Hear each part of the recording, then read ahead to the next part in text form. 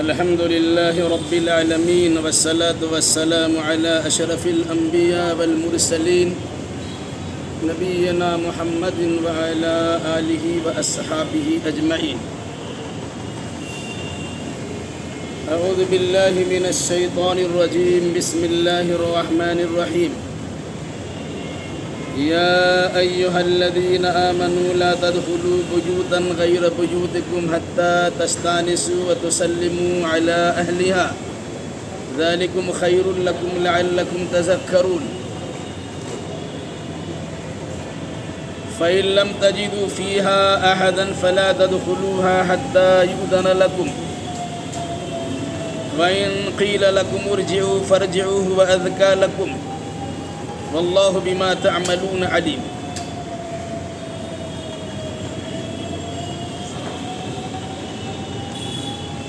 اس سے پہلے کی آیتوں میں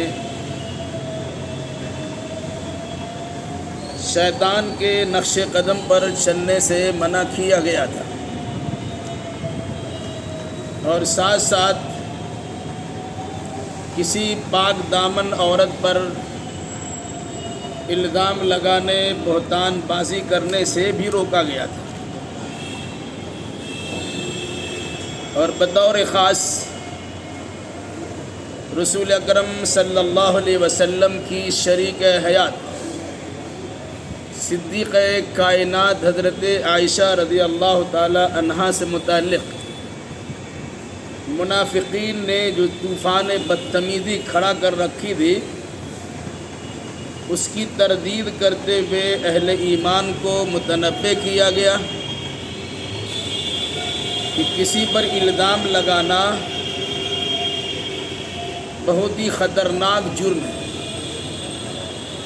اگر کسی انسان نے الزام لگایا زناکاری اور بدکاری سے متعلق کچھ بات کی تو الزام لگانے والے کی ذمہ داری ہے کہ وہ 4 عینی گواہ پیش کرے. عینی گواہ کا مطلب ہوتا ہے کہ عورت و مرد کو میاں بیوی جیسے تعلقات کرتے ہوئے 4 لوگوں نے بطور خاص اپنی نگاہوں سے دیکھا ہو. اگر چاروں نے اس طرح کی شہادت و گواہی دی تو وہ عورت و مرد مجرم گردانا جائے گا. اگر وہ غیر شادی شدہ ہے تو 100 کوڑے لگائے جائیں گے اور اگر شادی شدہ ہے تو پتھر سے مار مار کے ہلاک کر دیا جائے. لیکن اگر کوئی انسان الزام لگانے میں 4 گواہ پیش کرنے میں کامیاب نہ ہو سکا، 4 گواہ نہیں پیش کر سکا، 3 گواہ تیار ہو گئے کہ نہیں ملا، تو ان تینوں کو 80 کوڑا لگایا جائے گا سب کے سامنے اور پھر اس کی بات نہیں مانی جائے گی، اس کی شہادت قبول نہیں کی جائے گی. اس لحاظ سے الزام تراشی کرنے بہتان بازی کرنے سے منع کیا. یہ سب معاملہ ہوتا ہے جب انسان کسی گھر میں جاتا ہے، آنا جانا کرتا ہے، تاک جھانک کرتا ہے، کچھ باتیں ان کو ایسی نظر آ جاتی جو ان کے مرضی اور من کے خلاف ہوتی ہیں تو شیطان اس کے دل و دماغ میں وسوسہ ڈالتا اور اس کو رائی کو پہاڑ بنا کے پیش کرتا ہے.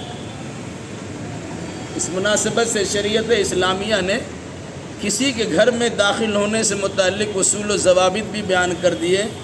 آپ کسی گھر میں یوں ہی داخل نہیں ہو سکتے ہیں.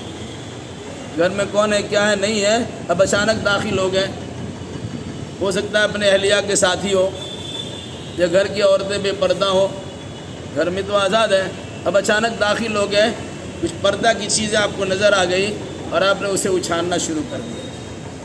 تو شریعت نے باضابطہ اس پر پابندی عائد کی جس کی تفصیل آگے آ رہی ہے. فرمایا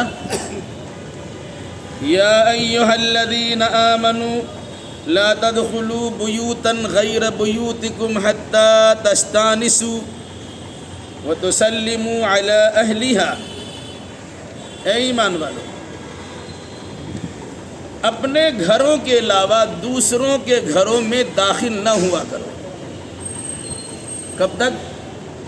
حتی تستأذنوا، یہاں تک کہ تم گھر والوں سے اجازت مانگو.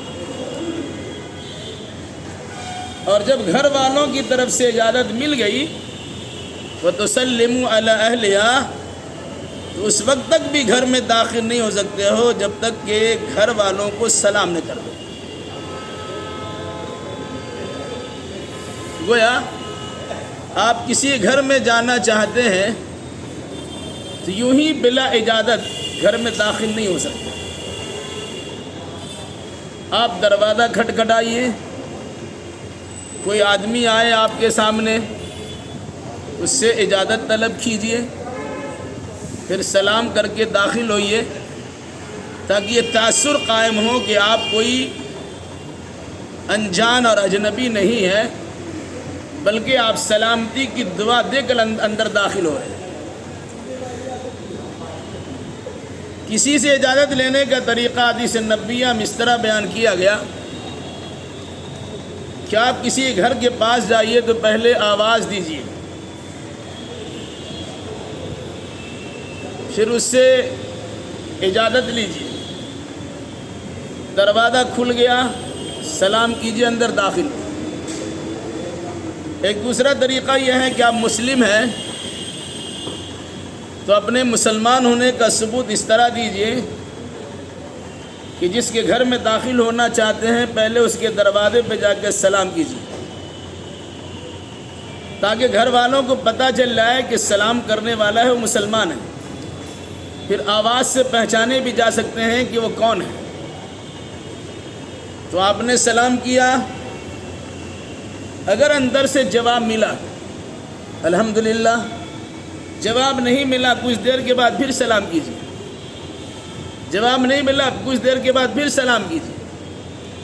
3 بار سلام کر لیجیے اور آپ کو لگتا ہے کہ آپ کی آواز اندر پہنچ جا رہی ہے، اس کے باوجود اندر سے کوئی جواب نہیں مل رہا ہے، تو آپ کو سمجھ لینا چاہیے کہ یا تو گھر کے لوگ آپ کو پہچانتے نہیں ہیں یا گھر والے آپ کو اجازت دینا نہیں چاہ رہے نہیں ہے۔ اب واپس ہو جائے۔ ایک بات دوسری صورت یہ ہے کہ آپ نے دروازہ کھٹکھٹایا، سلام کیا، آپ کی آواز پہچانی گئی یا نہ پہچانی گئی، اندر سے آواز آئی کہ نہیں ابھی ہم آپ سے مل نہیں سکتے ہیں، گھر میں کوئی مرد نہیں ہے، آپ چلے جائیے۔ تو چاہے آپ جتنا بڑا رشتہ دار کیوں نہ ہو، آپ ان کی بات کو سمجھنا چاہیے کہ جب اندر والے آپ کو رشتہ دار سمجھنے کے باوجود آپ کو اندر نہیں بلا رہے ہیں، ہو سکتا ہے کسی خاص کام میں مشغول ہیں۔ تو قرآن کہتا ہے اگر آپ سے کہا جائے کہ آپ چلے آئیے بعد میں آئیے گا، تو آپ کو چلے آنا چاہیے اور بعد میں جانے کے بارے میں سوچنا چاہیے۔ تیسری بات، اگر کوئی انسان کسی گھر جاتا ہے دروازہ کھٹکھٹاتا ہے تو دروازہ کھٹکھٹا کے بالکل سامنے کھڑا نہ رہے بلکہ دائیں بائیں ہو جائے، تاکہ اگر کوئی دروازہ کھولے تو فوراً آپ کے اوپر اس کی نظر نہ پڑ جائے یا آپ کی نظر اس پر نہ پڑ جائے۔ چوتھی بات، آج کے دور میں اکثر و بیشتر گھروں میں دروازے پر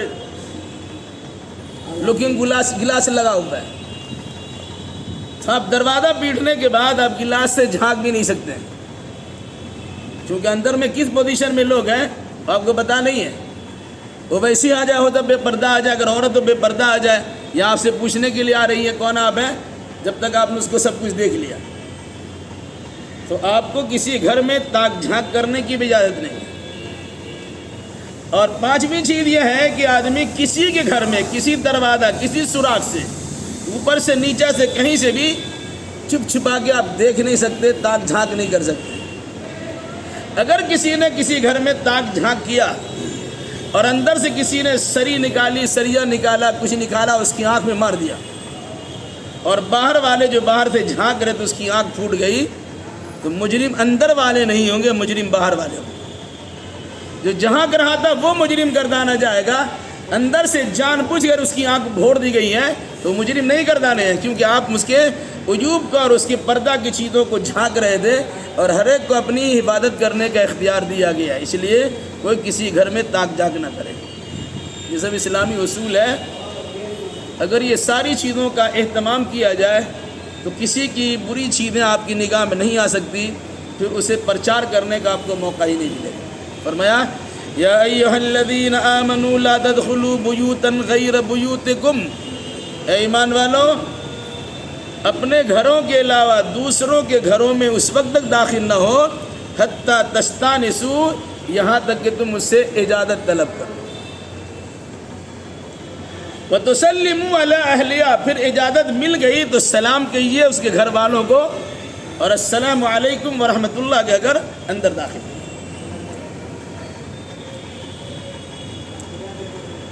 قرآن کہتا ہے ذالکم خیر لکم لعلکم تذکرون، ایسا کرنا تمہارے لیے بہتر ہے تاکہ تم نصیحت حاصل کرو۔ ظاہر سی بات ہے، جب آپ اپنے بارے میں ایسا سوچیں گے کہ ہمارے گھر میں کوئی آدمی آئے گا تو ہماری اجازت کے بغیر نہیں آ سکتا، تو آپ دوسروں کے بارے میں سوچیں گے، آپ بھی کسی کے گھر میں جا رہے ہیں تو آپ بھی کسی گھر میں اجازت کے بغیر داخل نہیں ہو سکتے۔ مسلمان ہیں، آپ کو بھی عہد لینا ہے اور دوسرے کو بھی عہد لینا ہے۔ آج کل بہت ساری پریشانیاں انجان آدمی کو گھر میں بلا لینے سے ہوتی ہے۔ گھر میں کوئی مرد نہیں ہے، آپ کی غیر حاضری کو غنیمت کا موقع سمجھتے ہوئے آپ کے دروازے پہ لوگ چلے جاتے ہیں۔ گھر میں بچے ہیں یا عورتیں ہیں، دروازہ پیٹ کے سلام علام کر کہتے ہیں میں فلاں ہوں، فلاں صاحب کا دوست ہوں۔ تو آدمی سوچتا ہے کہ اگر دوستی میں کشتی ہو جائے، دوست کو گھر میں نہ بلائیں گے تو خطرہ ہو جائے گا، آپس میں اختلاف بڑھ جائے گا۔ عورتیں دروازہ کھولتی ہیں، اپنا گھر میں بیٹھاتی ہیں، پانی چائے وغیرہ پلاتی ہے، اور اسی بیچ میں ساری حرکتیں ہو جاتی ہیں الا ماشاء اللہ۔ جب گھر میں مرد نہیں ہے تو کسی غیر مرد کو بلانے کی اجازت ہی نہیں، اور اگر کسی غیر مرد کو عورتیں بلا رہی ہیں تو جس کو بلایا جا رہا ہے اس کی بھی ذمہ داری، اس گھر میں اگر مرد نہیں ہے اس گھر میں داخل نہ ہو، ورنہ بہت ساری الٹی سیدھی حرکتیں ہو جاتی ہیں اور ہوتی رہتی ہیں۔ بلکہ آج کل تو کام کاج کرنے والے آپ کے دروازہ کھٹکھٹاتے ہیں، آپ کو سامان پہنچانے والے آپ کے دروازہ کھٹکھٹاتے ہیں، معلوم پڑتا ہے آپ کے گھر میں کوئی نہیں ہے تو آپ کے گھر میں پانی لینے کے بہانے، پانی پینے کے بہانے، بڑی گرمی ہے ذرا پانی پلا دیجیے اور بیٹھنے دیجیے، ٹھنڈا طرح سا کر لے، یہ ساری حرکتیں ہوتی ہیں۔ اگر پانی مانگ لیا ہے پانی دروازے پہ دے دیجیے، پانی سے انکار نہیں ہے، پانی پلائیے، لیکن گھر میں بلا کر آپ پانی پلایا، جب تک پانی لانے گئے تب تک بہت ساری حرکتیں کر سکتے ہیں۔ تو اپنے گھر کی عبادت کرنا آپ کی اپنی ذمہ داری ہے، اس کا خاص خیال۔ قرآن کہتا ہے ذالکم خیر لکم لعلکم تذکرون، ایسا کرنا تمہارے حق میں بہتر ہے تاکہ تم نصیحت حاصل کر سکو۔ فَإِن لَّمْ تَجِدُوا فِيهَا أَحَدًا فَلَا تَدْخُلُوهَا حَتَّى يُؤْذَنَ لَكُمْ، پھر اگر تم ان گھروں میں کسی کو نہ پاؤ، اب گھر میں داخل دروازہ کھلا ہوا ہے، دروازہ بند، دروازہ کھلا ہوا ہے، آپ آواز دے رہے ہیں، آپ کی آواز پر لبیک بھی نہیں کہا جاتا، آپ کی آواز کا جواب نہیں ملتا ہے، تو آپ سوچتے چلو اندر چلے آتے، اندر جا کے دیکھتے ہیں۔ آپ کو اجازت مین گیٹ پہ لینا ہوگا، اندر جانے کی اجازت نہیں ہے۔ فرمایا اگر آپ وہاں کسی ایک کو نہ پائیں فلا تدخلوها، تو اس وقت تک آپ اس میں داخل نہ ہو حتی یؤذن لکم، یہاں تک کہ آپ کو اجازت دے دی جائے۔ وہ گھر میں کوئی نہیں ہے، اجازت تو نہیں مل رہی ہے، جب اجازت نہیں مل رہی ہے تو گھر میں داخل مت ہو۔ ہو سکتا ہے کہ آپ کے سامنے نہیں ہے لیکن اندر میں ہے، اب اندر سے آواز آ رہی ہے، کیا آواز آ رہی ہے؟ وَإِن قِيلَ لَكُمُ ارْجِعُوا فَارْجِعُوا هُوَ أَزْكَىٰ لَكُمْ، اگر گھر سے آپ کے پاس آواز آ رہی ہے کہ لوٹ جائیے، گھر میں کوئی آدمی نہیں ہے، کوئی آپ سے بات کرنے والا نہیں ہے، کوئی مرد نہیں ہے، کوئی بڑا نہیں ہے، ایسا کیجیے آپ چلے جائیے، بعد میں آ جائیے گا، تو آپ نہیں کہہ سکتے ہم بہت دور سے آئے ہیں اس لیے ہم آئیں گے ہی، نہیں کہہ سکتے۔ قرآن کیا کہتا ہے؟ جب آپ سے کہا جائے کہ لوٹ جائیے، فرجعوا، اب لوٹ جائیے، وَأَزْكَى لَكُمْ، یہی آپ کے حق میں پاکیزگی کا سامان ہے۔ ورنہ منع کرنے کے بعد بھی آپ داخل ہو گئے، یا تو ہو سکتا ہے گھر والے آپ کو جھاڑ دیں اگر دیندار ہوگا تو، یا گھر والوں کی طرف سے آپ کی آؤ بھگت نہیں ہو رہی ہے، میزبانی مہمان نوازی نہیں ہو رہی ہے، تو خواہ اپنے اندر سبکی محسوس کیجیے گا، یا اس کے علاوہ شیطان نے آپ کے دل و دماغ میں وسوسہ اندازی کر دیا، آپ اکیلا پن کے نتیجے میں غلط فائدہ اٹھانے کی تیاری کر لیں گے۔ تو قرآن نے کہا گھر میں کوئی نہیں ہے داخل مت ہوئیے، کوئی ہے اجازت طلب کیجیے، اجازت مل جاتی ہے اندر داخل ہوئیے، اجازت نہیں ملتی ہے داخل نہ ہوئیے، اور اگر آپ کو کہہ دیا گیا ابھی آپ اندر نہیں آ سکتے ہیں، گھر میں کوئی نہیں ہے باہر چلے آئیے، تو آپ کو وہاں پر رکنا نہیں ہے، چلا جانا چاہیے، یہی آپ کے حق میں پاکیزگی کی بات ہے۔ پھر قرآن کہتا ہے واللہ بما تعملون علیم، جو کچھ تم کرنے والے ہو اللہ جانتا ہے۔ مطلب کیا ہوا؟ انسان کے بارے میں کچھ نہیں جانتا جب تک کہ اس کی حرکات و سکنات ظاہر نہ ہو، لیکن اللہ تو سب کچھ جانتا ہے۔ آپ کے مزاج کیا ہے، آپ کی نیت کیا ہے، آپ کا ارادہ کیا، آپ کی تمنا اور آرزو و خواہشات کیا ہے، کسی کے سامنے ظاہر نہیں، کسی کے چہرے پر لکھا ہوا نہیں ہے، پیشانی پہ لکھا ہوا نہیں ہے، لیکن اللہ تبارک و تعالیٰ جانتا ہے۔ ہو سکتا ہے ابھی نیک نیتی سے جا رہے ہیں، کچھ دیر کے بعد آپ کی نیت بدل جائے، بدنیت آپ ہو جائے، تو قرآن کہتا ہے تم کیا کرنے جا رہے ہو اللہ اس کو جانتا ہے۔ زبان سے تمہاری اچھی باتیں نکل رہی ہیں، لیکن دل میں ارادہ کچھ اور رکھے ہو، اللہ اس کو جانتا ہے۔ اس مناسبت سے آپ گھر میں داخل مت ہوئیے۔ لیس علیکم جناح ان تدخلوا بیوتا غیر مسکونۃ فیہا متاع لکم واللہ یعلم ما تبدون وما تکتمون۔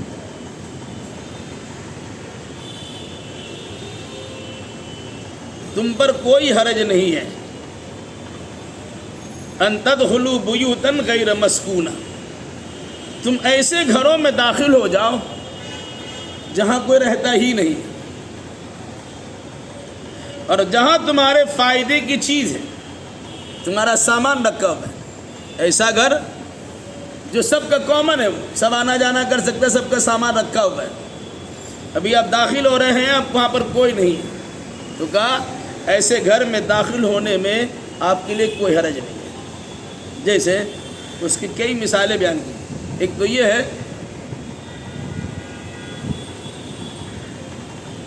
مسافر خانہ ہے، مال دکان یا بازار ہے، یا جہاں سب کے سامان اپنا الگ الگ لاکر رکھا ہوا ہے، اب جا رہے وہاں پر کوئی نہیں ہے، اب جائے اپنا سامان لے کے چلے آئیے۔ فرمایا لیس علیکم جناح ان تدخلوا بیوتا غیر مسکونہ، جس گھر میں کوئی رہتا ہی نہیں ہے اس گھر میں اگر آپ داخل ہوتے ہیں تو آپ کے داخل ہونے میں کوئی حرج نہیں ہے، اگر وہاں آپ کا کوئی سامان ہے فائدے کی چیز ہے، خواہ مخواہ کیوں جائیے گا، اگر آپ کا ہے سامان آپ جائیے۔ واللہ یعلم ما تبدون وما تکتمون، قرآن کیا کہتا ہے؟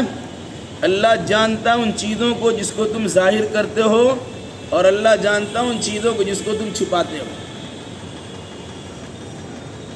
کسی گھر میں داخل ہونا جہاں آدمی نہیں ہے، اب کس نیت سے داخل ہو رہے ہیں؟ کہا اگر آپ کا سامان ہے تب جائیے، نہیں تو وہاں جا کر آپ کا مزاج بدل سکتا ہے، دوسرے کے سامان پر آپ کی نیت خراب ہو سکتی ہے، آپ کو جانے کی ضرورت ہی نہیں ہے۔ ہاں، آپ کیا چھپاتے ہیں، کیا ظاہر کرتے ہیں، انسان کو معلوم نہیں ہے، لیکن اللہ تبارک و تعالیٰ کو معلوم۔ بار بار یہ یاد دلانا یہ اس لیے ہوتا ہے کہ انسان یہ سوچ لے کہ کوئی دیکھے نہ دیکھے، اللہ تبارک و تعالیٰ تو دیکھ رہا ہے، کوئی ہمارے حالات کو جانے نہ جانے، اللہ تبارک و تعالیٰ ہماری حالات کو جانتا ہے۔ تو اس مناسبت سے آدمی گھر میں داخل ہونے میں احتیاط بھی کرے گا، جہاں ضرورت ہوگی تبھی جائے گا، بلا ضرورت نہیں جائے گا، بلا اجازت کی نہیں جائے گا، بغیر سلام کے نہیں جائے گا، بغیر بلاوے نہیں جائے گا، بلکہ تمام اسلامی آداب کو مد نظر رکھتے ہوئے بڑے احتیاط کے ساتھ انسان گھر میں جائے. میں پر ایک بات اور بھی یاد رکھیں، کبھی کبھی مردوں کے مقابلے میں عورتیں زیادہ بدتمیز ہوتی ہیں. اگر آپ کسی کے دروازے پہ داخل ہو رہے ہیں، آپ یہ سمجھ کے جا رہے کہ گھر میں ہے، مرد ہے، ہمارا ساتھی ہے، دوست ہے، احباب ہے، لیکن دروازے پہ داخل ہونے کی سے پہلے آپ نے سلام کی اجازت ملی اور آپ کو پتہ ہے کہ یہاں عورت ہے اور مرد نہیں ہے، یا مرد کے بارے میں کچھ معلوم نہیں، تو پہلے پوچھ لیجئے فلاں صاحب ہے کہ نہیں ہے. اگر بولے کہ ہیں، بولے تب داخل ہونے کی کوشش کیجئے، ورنہ عورتیں بھی غلط مطلب آپ سے نکال سکتی ہیں اور آپ کا پورا جیب خالی ہو سکتا ہے، یا آپ کے ساتھ الٹی سیدھے حرکتیں بھی ہو سکتی ہیں. اور یہ آج کل واردات بہت بے انتہا ہو رہے ہیں. ڈلیوری بوائے گیا، کوئی سامان لے کے گیا، کوئی ملنے جلنے والا گیا، اور بہت ساری باتیں. ایسا کیسز بھی ہمارے پاس آئے ہیں کہ آدمی دوست کو بلاتا ہے، ان چیزوں میں آگے وضاحت آئے گی. دوست کو بلاتا ہے، آپ کی عمر کے ہم عمر ہیں، اب دوست سے کیا پردہ کرنا ہے، بیوی اس کے پاس، بیٹی اس کے پاس، آپ آرام سے بیچتے ہیں. دوست نے آپ کے گھر میں گڑبڑی کی، پڑھی لکھی بچی کو سمجھایا بجھایا، کوئی سبز باغ دکھا دیا، تم اپنا سی وی وغیرہ دو، ہم تمہاری نوکری لگا دیتے ہیں. اور اسی بہانے بات بڑھتی رہی، رات دن گفتگو ہوتی رہی، آ کے یہاں نکاح کر لیا. کچھ دن کے بعد میں اپنے دوست کو لیٹر بھیجتا ہے کہ میری بیوی ہے، اس کو رخصتی کرو. کیس میرے پاس آیا. تو غیر مرد چاہے جو بھی جتنا خونی رشتہ ہو کہ غیر خونی رشتہ ہو، آج کل بھروسہ کرنے کی ضرورت نہیں ہے. اپنی بچیوں کو اور اپنی بیٹیوں کو اور اپنی بیویوں کو شرعی پردے میں رکھیے اور کسی غیر کے سامنے پیش کرنے کی کوشش مت کیجیے، ورنہ پھر وہی دوست آپ کی غیر موجودگی میں آنا جانا اور دوستانہ قائم کرنا شروع کر دے گا، اور نتیجے کے طور پر آپ کی پریشانی بڑھ جائے گی. آگے اس کی وجہ تھوڑی اور آ رہی ہے. فرمایا قُل لِّلْمُؤْمِنِينَ يَغُضُّوا مِنْ أَبْصَارِهِمْ وَيَحْفَظُوا فُرُوجَهُمْ ذَلِكَ أَزْكَىٰ لَهُمْ إِنَّ اللَّهَ خَبِيرٌ بِمَا يَصْنَعُونَ.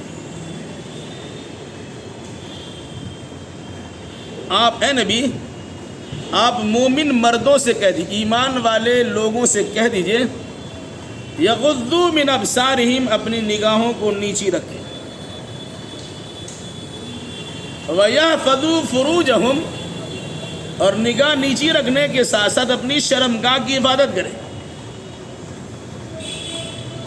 قرآن کہتا ہے یہ نگاہ نیچی رکھنا اور اپنے شرمگاہوں کی حفاظت کرنے کی ذمہ داری سنبھالنا، ذالک ازکیٰ لہم، لوگوں کے لیے بہتر ہے، پاکیزگی کا ذریعہ ہے. کیسے؟ پہلا معاملہ نگاہ کو جھکانے کا ہے، آنکھ بند کرنے کا نہیں. آپ آنکھ بند کر کے چلیے گا ٹکرا جائیے گا. کسی گھر میں رہیے گا تو آنکھ بند کر کے بھی رہ نہیں سکتے، کہیں آپ جا رہے ہیں تو آنکھ بند کر کے نہیں رہ سکتے. کہاں آنکھ بند کرنے کی ضرورت نہیں ہے، لیکن نگاہ کو نیچی رکھنے کی ضرورت ہے. اب کسی عورت سے بات کر رہے ہیں، ضرورت پڑے گی کسٹمری سے بات کرنے کی نوبت آ جائے، اب نگاہ نیچی کر کے بات کریں. کیوں؟ نگاہی سے مسئلہ بگڑتا ہے. نظرۃ فابتسام وموعد ولقاء. شاعر نے کہا کہ پہلے نگاہیں ملتی ہیں، آپ کی دونوں آنکھیں دوسرے عورتوں کی دونوں آنکھیں مل لاتی ہیں، نگاہیں چار ہو جاتی ہیں. جب آنکھوں میں آنکھیں ڈال کر دیکھا جاتا تو ہلکی سی مسکراہٹ ہوتی ہے. اب دونوں طرف سے مسکراہٹ کی بات آ جاتی ہے تو موعد، اشارہ میں کہیں ملنے کی بات بھی ہو جاتی ہے. اور جب کہیں ملنے کی بات ہوتی ہے پھر ملاقات بھی ہو جاتی ہے. تو اسلام نے بنیادی چیز پر پابندی لگا دی، دیکھو ہی مت. اس لیے نگاہ پر پابندی لگائی، نگاہ نیچی رکھو. تاک جھانک کرو مت.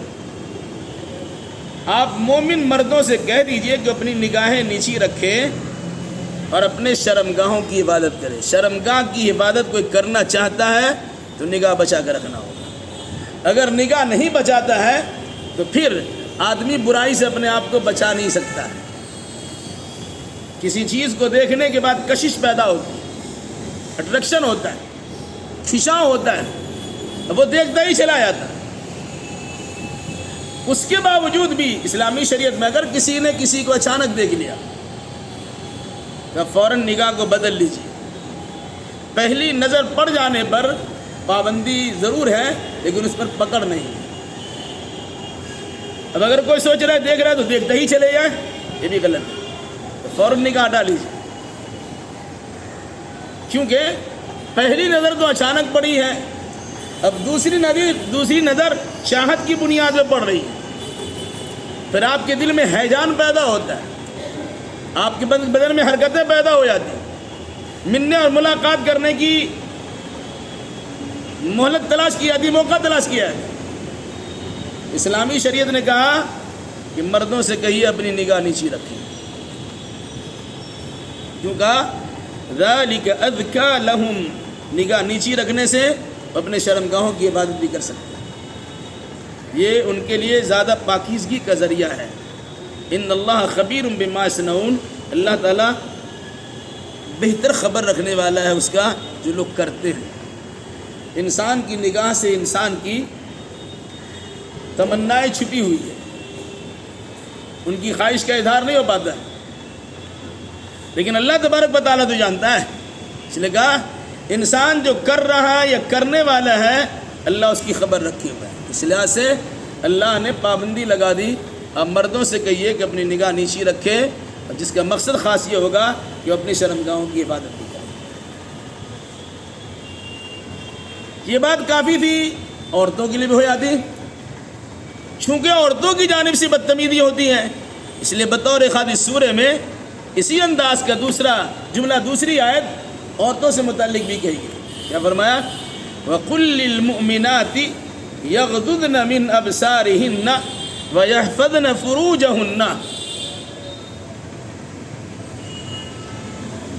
آپ مومن عورتوں سے بھی کہیے کہ وہ اپنی نگاہیں نیچی رکھیں اور اپنی شرمگاہوں کی حفاظت کریں. معاملہ دونوں طرف سے ہوتا ہے, کبھی کبھی ایک طرفہ ہوتا ہے, پھر ایک طرفہ سے دو طرفہ ہو جاتا ہے. اس مناسبت سے دونوں کو الگ الگ روکا گیا. آپ تاک جھانک نہیں کر سکتے ہیں, اپنی نگاہیں نیچی رکھیے اور اپنا کام کرتے ہیں. فرمایا مومن عورتوں سے بھی کہیے کہ اپنی نگاہیں نیچی رکھیں اور اپنی شرمگاہ کی حفاظت کریں.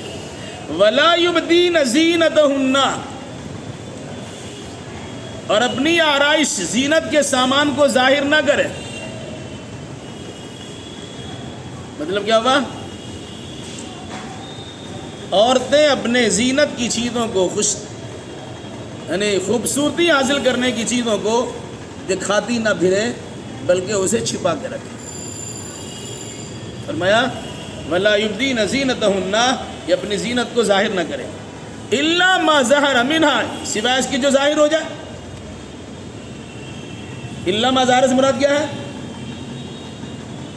آپ نے اگر اچھا کپڑا پہنا, گھر کی عورتوں نے بہترین کپڑا پہنا, وہ بھی زینت ہے. اس کپڑے کو چھپانے کے لیے برقع ڈالا جاتا ہے.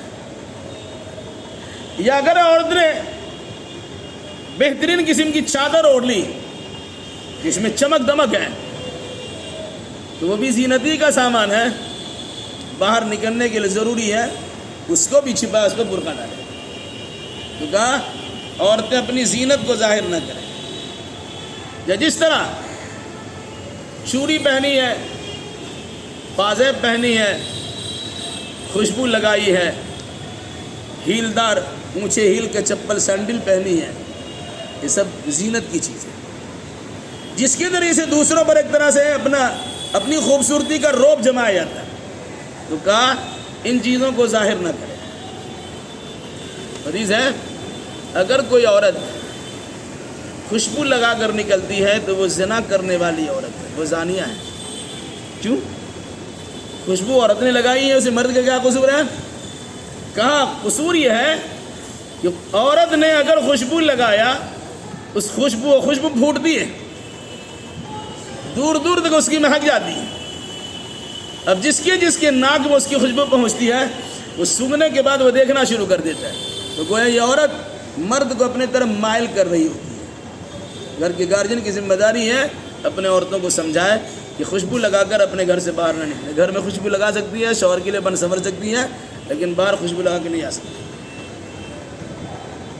ولا یبدین زینتہن، اپنے زینت کو ظاہر نہ کریں. اب بڑی بڑی موٹی کسی میں خوشبو چوڑیاں پہن رکھی ہے، ظاہر ہو رہا ہے کہ خواہ مخواہ ظاہر کرنے سے منع کیا گیا. ہاں اگر آپ کے پاس کوئی سامان دینے کے لیے آیا، کوئی دودھ والا آیا، کوئی سامان دینے کے لیے آیا، ٹھیک ہے، آپ نے ہاتھ بھرا کر اس سے دودھ لے لیا، اس میں اگر اس کا آپ کا ہاتھ ظاہر ہو گیا، ہاتھوں کی انگوٹھیاں ظاہر ہو گئی، ہاتھ کی چوڑی ظاہر ہو گئے، اپنے اچھا دوپٹہ پہن رکھا اوڑھ رکھا وہ ظاہر ہو گئی، جو قرآن کہتا ہے الا ما ظہر منہا، ہاں جو خود بخود ظاہر ہو جائے، جس کے ظاہر ہو بغیر چارہ کار نہیں ہے، اس پر کوئی گرفت نہیں. خود سے ظاہر نہیں کرنا ہے، لیکن اگر خود ظاہر ہو جائے اس پہ پکڑنا ہے. وَلْيَضْرِبْنَ بِخُمُرِهِنَّ عَلَى جُيُوبِهِنَّ، چاہیے کہ عورتیں اپنے گریبان پر اپنی اوڑھنیوں کو لٹکا ڈال دیں. کیا مطلب ہوا؟ گھر میں بھی اگر عورتیں رہتی ہیں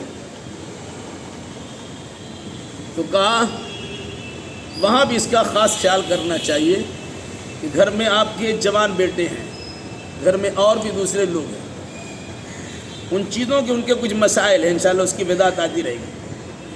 بتانا تھا کہ وَلْيَضْرِبْنَ بِخُمُرِهِنَّ عَلَى جُيُوبِهِنَّ، چاہیے کہ عورتیں اپنے گریبان پر خمار ڈال دیں. خمار مطلب کیا ہوتا ہے؟ ایسا کپڑا جو سر، کان، کندھا اور سینہ کو ڈھانپ دے. ایسے کپڑے کو خمار کہا ہے. چہرے کے پردہ کے لیے یا تو گھونگھٹ کارنا پڑتا ہے یا نقاب لگانا ہوتا ہے. اس کے لیے قرآن میں جلباب کہا گیا. یدنین علیہن من جلابیبہن، عورتیں اپنے اوپر جلباب لٹکا لیں. وہ ایسا کپڑا جلباب ہوتا ہے کہ سر سے لے کے پیر تک ڈھک جاتا ہے، اس میں صرف آنکھ کھلی رہتی ہے. آج کل دیہات میں بعض دیہات میں اس قسم کا برقع پایا جاتا ہے، لیکن آج کل تو فیشن ایسا ہو گیا کہ برقع بھی پردہ نام کی کوئی چیز ہی نہیں، یہ پردگی کا ایک ذریعہ ہے. اتنا ٹائٹ برقع پہنا جاتا ہے کہ عورتوں کے جسم کا ابھار نظر آتا ہے. ایسا باریک کپڑا پہنا ہو جاتا ہے جس سے جسم جھلکنا شروع ہو جاتا ہے، اور ایسا چمکدار برقع پہنتی ہے کہ لوگ دوری سے دیکھنا شروع کرتے ہیں. فرمایا وَلْيَضْرِبْنَ بِخُمُرِهِنَّ عَلَى جُيُوبِهِنَّ، چاہیے کہ عورتیں اپنے گریبان پر، اپنے سینے پر، اپنے کندھے پر، اپنے سر پر خمار اوڑھنی رکھ لے. دوپٹہ والا حساب نہیں ہے کہ دو طرف سے لٹکا دیا اور فائدہ ہی نہیں. شریف گھرانے کی عورتیں بڑی سی چادر اوڑھتی ہیں. اگر وہ برقع نہیں بھی پہنتی ہے، بڑی چادر پہننے کے نتیجے میں اس کے جسم کا سارا حصہ ڈھک جاتا ہے، اور اسی کو نیچے ڈال لیا اس سے چہرہ بھی اس کا چھپ جاتا ہے. تو برقع پہننا ضروری نہیں ہے، چہرے کا پردہ کرنا ضروری ہے. اسی کو فرمایا وَلْيَضْرِبْنَ بِخُمُرِهِنَّ عَلَى جُيُوبِهِنَّ، اپنے گریبان پر، اپنے کندھے، سینے، کان اور سر پر خمار یعنی اوڑھنی اوڑھ لے، اوڑھنی لٹکا لے. وَلَا يُبْدِينَ زِينَتَهُنَّ، اور اس زینت کو کسی پر عورتیں ظاہر نہ کریں. وہ زینت سے مراد کپڑا والا زینت ہے. جو اچھا کپڑا آپ نے پہن رکھا ہے وہ غیر مردوں کے سامنے ظاہر نہیں کر سکتے، لیکن جو گھر کے لوگ ہیں کن کن پر ظاہر کیا جا سکتا ہے.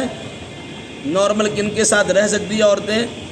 خمار اوڑھنے، چادر اوڑھنے کے ساتھ. ایسا نہیں کہ چادر سب کھول کر رکھ دیا، نہیں، چادر اوڑھنے کے بعد اگر آپ بہترین چادر اوڑھی ہوئی ہے تو کس کے سامنے اس طرح سے پا سکتی ہے، اس سلسلے میں بھی تفصیل تھوڑی سی بتا دیں۔